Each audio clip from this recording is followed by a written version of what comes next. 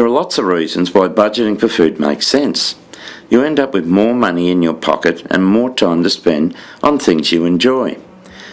Community kitchens provide you with useful skills which make it easier to manage your food budget. Let's see how it works. Liz has come in to see the Community Kitchens project officer to find out more about how to budget her food appropriately. So Josh, I've just started to live on my own and I want to learn how to manage my food budget. And I've heard that if you join a community kitchen, you can learn some of these skills, and at the same time I can make some friends and I can learn how to cook some healthy food. Being involved in community kitchens really helps our participants become more organised with their food budgets at home. I know I've certainly learned a lot myself through being involved with this project. Having a food budget is really all about managing food. You can think about it like a cycle with 4 key areas. Okay.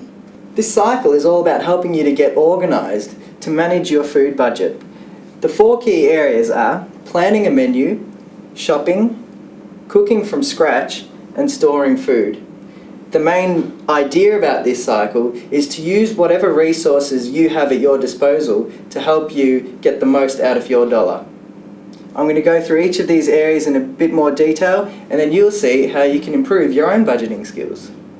The cycle can start anywhere, but we'll start with planning a menu. People who don't plan their menu generally aren't organised before they shop. They go shopping not really knowing what they need, as they probably haven't checked their cupboards, fridge or freezer. They miss out on specials, forget to buy some things, or buy things they don't really need. This all adds up at the checkout, and they often find they are spending a lot more on food than they should. Why would I need a weekly menu planner, Josh? Basically, the weekly menu planner helps you think along the lines of getting more organised. You can look at, it helps you take into account all the things that you already have at home, as well as the things that you might need to get from the supermarket. And in doing so, you can have a look at what items are on special and what items are in season to get the best deal for yourself. Oh, that sounds good. Now, I've started a recipes folder which has all the recipes in it that I know are cheap, healthy, and are enjoyable, and they're easy to do. I have a few of these that I keep in this folder, and I know that if ever I'm in a time where I'm low on money or I'm low on time, I can just rely on one of these to get me through. This is our actual template for a menu planner, and what it helps you to do, as you can see over here, is you write down whatever you have on hand, whatever is on sale after you flick through these catalogues, and then you can plan out what meals you're going to have for the rest of the week. It helps you very easily. You start off with dinner as step 1, then you do lunch as step 2, breakfast is step 3, and any snacks that you want to have will be step 4. That helps you to prioritise your meals, and then it helps you to develop a meal plan around what you have and what you need to get. So why don't you have a go at filling this in, Liz? I've got to think what I've got on hand. Sure. Okay, Josh, I'm all done here. That's fantastic, Liz. Now we'll just move on to step 2, which is Shopping. shopping. Yep. So let's go hit the shops. Oh, really? Well, I need some tomatoes for my bolognese. All right. Maybe 2 cans. Sure. There's so many to choose from, Josh. Yep, you'll find that. Let's have a look at the different types, and we'll try and figure out which one's going to be the better value.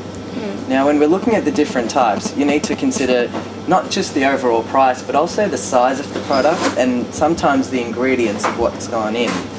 Now, you'll find just by looking at this shelf that the no-name brand ones up here are usually the best value because they're often the cheapest, and they're surprisingly are usually the same quality as the branded products. Oh, okay. What you might find though is that supermarkets use different sort of tricks to try and get you to pay more for what you're going to buy, or they try to get you to buy things that you don't need. So what you might find is that the no-name products, the ones which are the better value, are often either higher or lower than your eye level.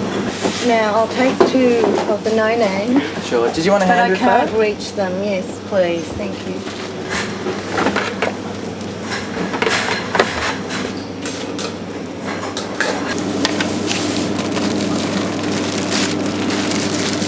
That would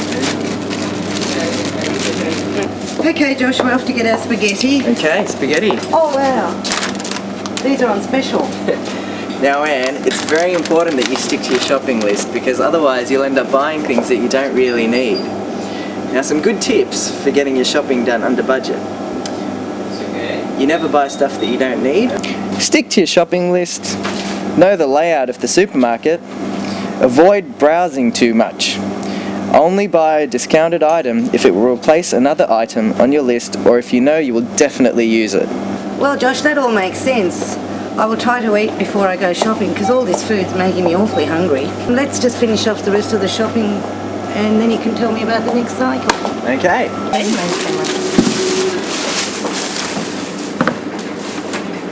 Cooking at home is just too darn expensive. I mean, I can't cook. It takes too long to cook and I just don't have the time. I hate shopping. I can't be bothered to cook just for one. We can all come up with excuses as to why we can't cook at home, but cooking from scratch really does have a lot of benefits. If you compare the prices of ready-made foods to those that you make at home, you'd be surprised. Having a go at trying to cook from scratch can help you get over some of these excuses and make you realise that they really are just excuses. Cooking doesn't mean having to prepare a gourmet meal. It's about simple, healthy food. Anybody can cook using a few basic skills. Choose simple recipes with a few ingredients to get you started.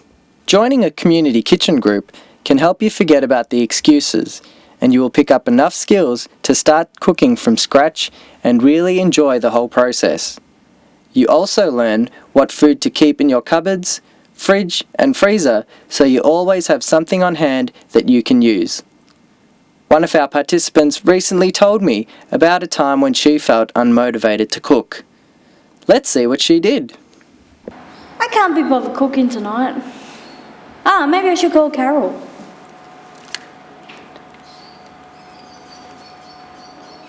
Hey, Carol. Hi, Esther. How are you going? Yeah, I'm okay. I'm thinking about doing a roast chook. Do you want to come over and have tea with me tonight? Oh, that's good. I was just wondering what I'd have for dinner tonight. Oh, yeah, that's cool. Oh, you know what? I'm going to bring some pumpkin from my garden. Okay, cool. Let's roast it with some other veggies I've got here. Okay, I can come over and give you a hand with the vegetables. Yeah, it'll be great to have some help. I don't want to do it by myself, though. I mean, it'll be good to have someone over. No worries, Esther. I know how you feel. Yeah, okay. We'll see you in an hour or so. Yeah, great. See you soon. The last area in the cycle is storing food. To save money, it is very important that you store food appropriately to minimise waste. Food in the bin is money down the drain. Let's have a look at how Liz stores her food.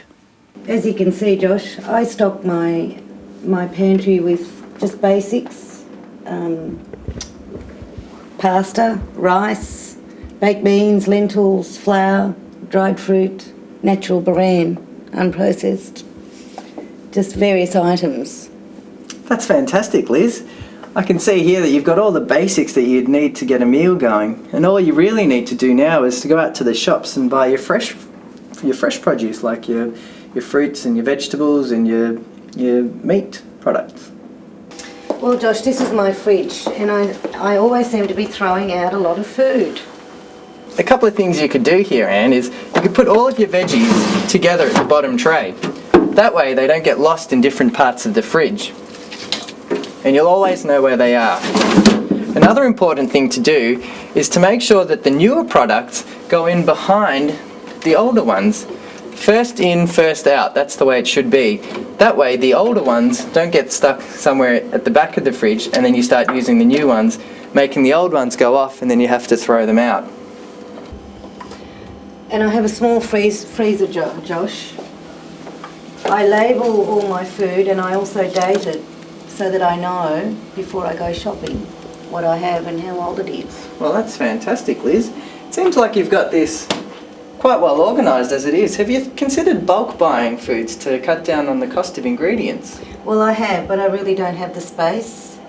in my cupboards or my freezer or my fridge. Well, that's excellent that you've considered that, because sometimes people go out and they buy a whole bunch of bulk food thinking it's cheaper, but then they forget that they don't have the space to put it in. So it's good that you've thought about these things, Liz. Thank you, Josh. I really learnt a lot today. Not a worry, Liz. I'm sure you'll pick up much more once you start in your community kitchen.